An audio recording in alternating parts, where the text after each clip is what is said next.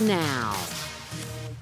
Well, thanks for joining us for 12 News at 10. I'm Jade Cunningham. For a fifth consecutive day, more than 500 fire personnel have been working tirelessly to bring some containment to the Greer fire in eastern Arizona. Saturday brought the return of high winds to the fire line, leading to an increase in size of more than 18,000 acres. 12 News journalist Sean Rice just spoke with officials. And Sean, we're just curious, how are they describing today's firefight? What are they saying? Yeah, Jay, good evening to you. We've had the opportunity to ask questions of fire officials at nearly a dozen of these briefings, as this is the fifth consecutive day we've covered this fire. And I've got to say, their remarks tonight were some of the most positive in terms of the work fighters were able to make on the front lines. They tell us the lines they're creating to keep the fire growing into itself are holding. Now, the fire did grow some 3,000 acres today, and it does remain 0% contained. And although they have made significant progress, as you see the glow of some flames here on Saturday night, that does not mean that residents here in Eager and Springerville, the towns just to the north of the fire, are out of the woods just yet, as these residents do keep a watchful eye on these mountains south of their towns.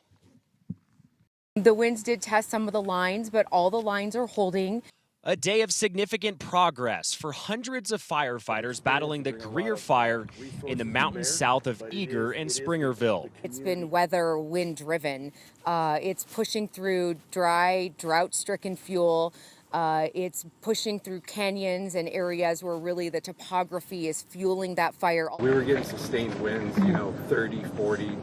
Saturday, Governor Katie Hobbs toured the fire's point of origin north of Greer. She learned that 4 homes and 2 outbuildings have been destroyed. This community and area has been hard hit by Wallow most recently, and it does increase the resiliency and how they work together to support each other. Eager residents Carl and Beverly Smith chose to leave their home just outside the evacuation zone. Decided not to sleep in the house because we were afraid, who knows, embers could come and set the property on fire when we're sleeping.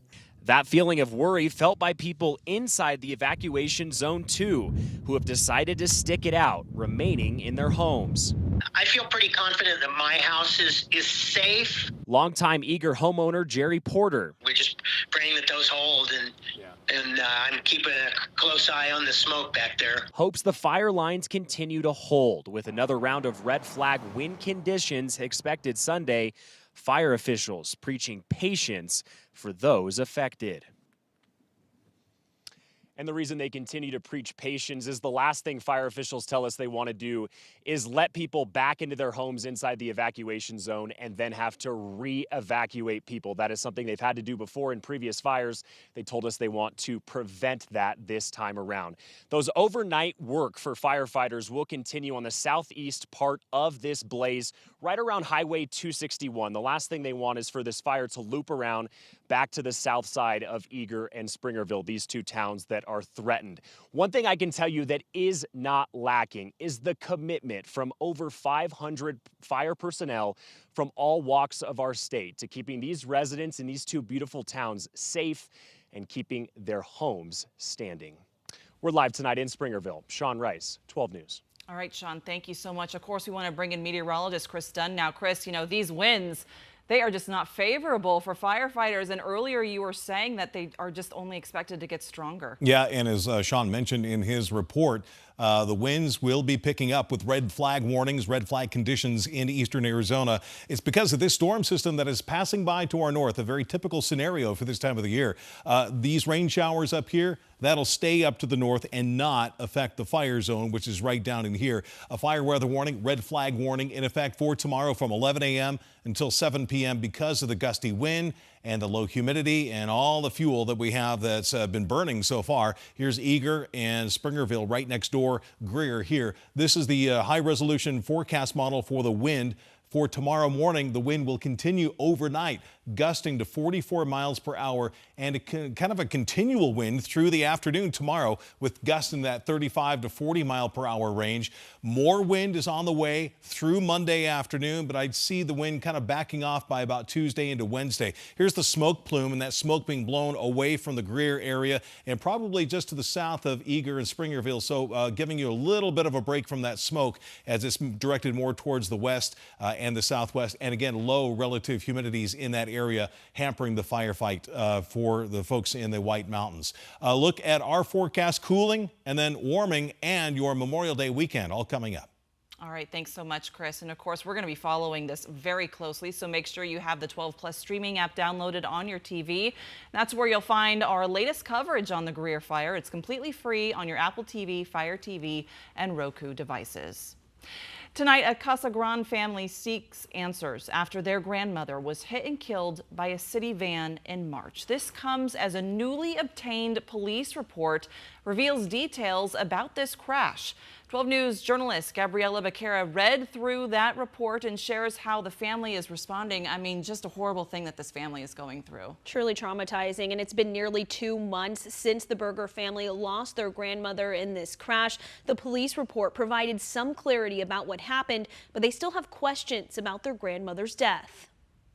She's done a lot in her life. In digging up old photos of Eva Berger, She was very involved into the community. her grandsons have learned a thing or two about the matriarch of their family. We recently just found out she went to school for cosmetology. We found her clippers, and it had her little apron and everything. Things they never got to ask her about. It's still kind of like, wow, you know what I mean? It was a tragedy what happened. Berger died on March 31st after being run over by a Casa Grande city van. Just moments before Berger had been a passenger of the van, she was being dropped off at home after a trip to the senior center. A police report obtained by 12 News reveals the driver called 911 reporting a pedestrian fell in front of her van and she ran her over. We're not identifying the driver since charges have not been filed. When officers arrived, they described the driver as hysterical and having a hard time forming complete sentences. The driver told police she dropped Berger off at home, then turned to speak with a different passenger inside the van. When she turned forward to leave, the driver reported not seeing anyone in front of her, but when she accelerated, she felt a bump. The report reveals Berger had significant head trauma and died in the ambulance on the way to the hospital. She didn't deserve this. A kind soul got taken out, and we're truly going to miss her. Although the report explains how the crash happened, the grandsons still have questions for the driver. Yeah, I just want to know what was going through her mind, you know what I mean? As they prepare to lay Berger to rest this week, they don't want her to be remembered by her death, Always joyful and happy. but rather the vibrant life she lived. Her legacy will live on. I mean, you know, we'll cherish her every day. It's not going to be the same without her here. And I attempted to reach the driver but did not get a response. The Department of Public Safety is leading this crash investigation. A spokesperson tells me tonight that this investigation is ongoing. There are no updates at this time. Jade? All right, Gabby, thank you. Just a tragedy there. Well, tonight, Phoenix police are on the hunt for a driver in a deadly hit and run. 20-year-old Michael Ochoa was hit on April 8th near 16th Street and McDowell Road. You can actually see the crash on the top of your screen there. Police say the driver's car is a black Dodge Ram with damage on the driver's side. Police are offering up to $2,000 for any sort of information. If you know anything about this crash, you are asked to call 480-WITNESS. A man is seriously hurt after he was shot in Phoenix earlier this evening. It happened near Cave Creek Road and Peoria Avenue. Police tell us they spoke to a man and a woman in connection with the shooting. They have not said if these two people are suspects. An arrest was made after police say a man set a house on fire with 5 people inside. 61-year-old Oscar Sanchez is accused of starting the fire on May 4th in Chandler near State Route 87 and Guadalupe Road. 3 of the people inside the home had active orders of protection against Sanchez. Nobody, though, was seriously hurt.